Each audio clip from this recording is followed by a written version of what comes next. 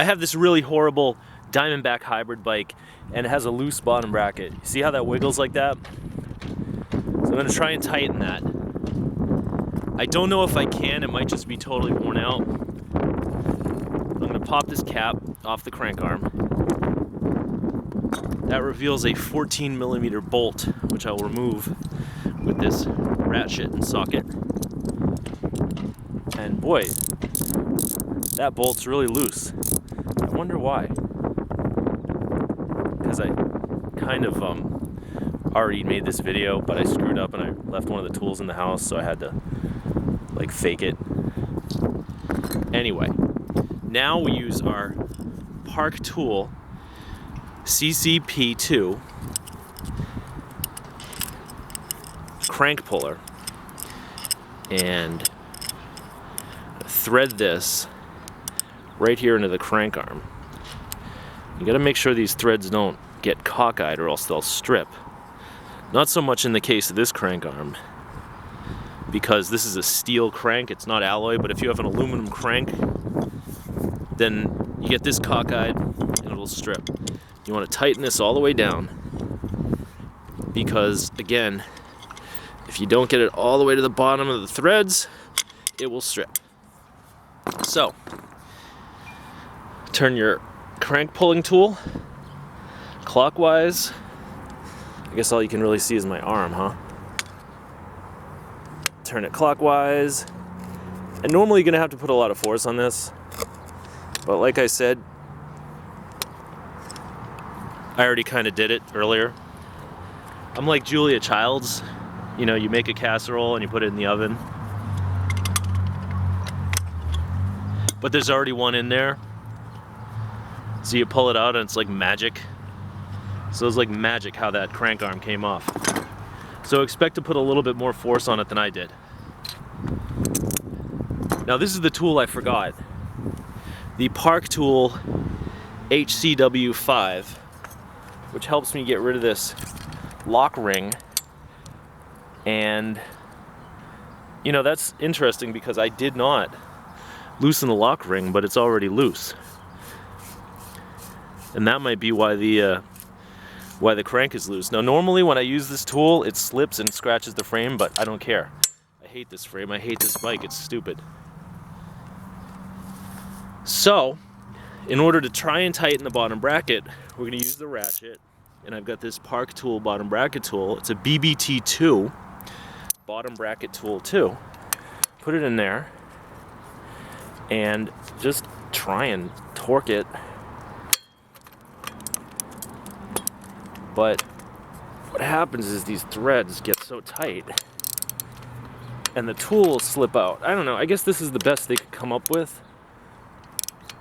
But still, it's kind of a sketchy design.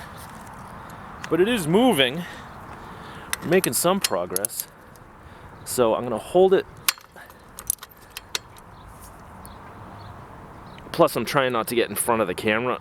Normally I'd be able to get closer to the bike. So if I seem like a real klutz, fair enough, guilty as charged.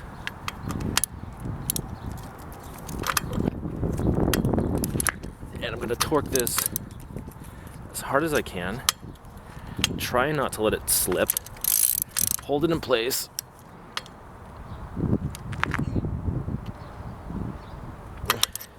See, it keeps slipping out. Sounds like a personal problem to me. But it's probably just because I'm at a really bad angle over here. But you get the idea, you know. And if you really want to, you could probably use like a C-clamp or something to kind of hold this in place. Anyway, it looks like that's about as much adjustment as I'm gonna get. And the thing is still wobbling. When I move the other crank arm, you can see. Maybe I'll try and jack it down a little bit more.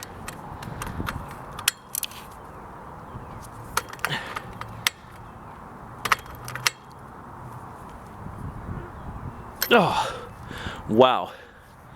That thing does not want to turn. I'm gonna try this. I'm gonna stand over behind the bike and I'm gonna step on the seat. So hold the bike steady.